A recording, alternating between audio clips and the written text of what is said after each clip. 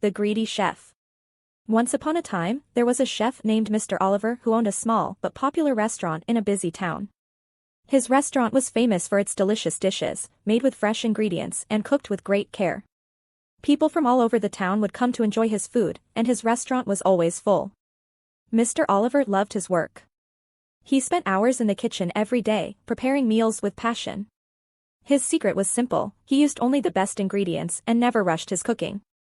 His reputation grew because of this, and soon he became known as one of the best chefs in the area. However, as the restaurant grew busier, Mr. Oliver began to think more about the money he was spending. Running a restaurant was expensive, and he started to worry about costs. He thought of ways to save money, and slowly, he began cutting corners. At first, Mr. Oliver stopped buying the most expensive ingredients.